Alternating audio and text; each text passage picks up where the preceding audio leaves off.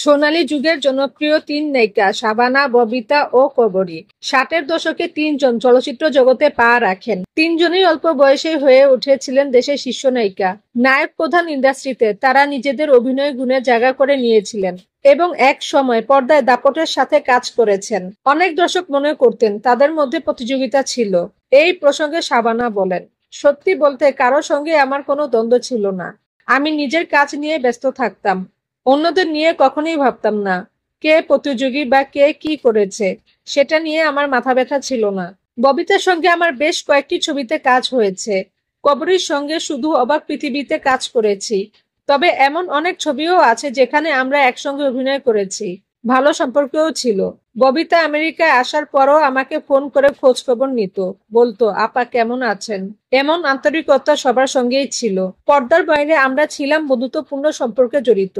শাবানার মতে, তাদের মধ্যকার প্রতিযোগিতা কেবল পর্দায় সীমাবদ্ধ ছিল। ব্যক্তিগত জীবনে তারা একজন আরেকজনের প্রতি ছিলেন শ্রদ্ধাশীল ও আন্তরিক।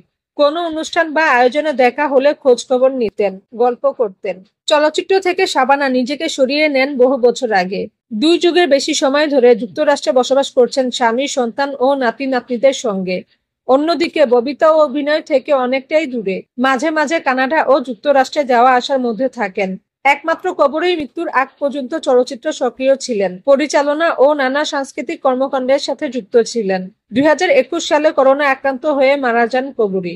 শিশুশিল্পী হিসেবে সিনেমায় পথ চলা শুরু করা শাবানা চকরি ছবির মাধ্যমে নায়িকা হিসেবে আত্মপ্রকাশ করেন। জনপ্রিয়তার শীর্ষে থেকেও অভিনয় জগৎকে বিদায় জানান শাবানা।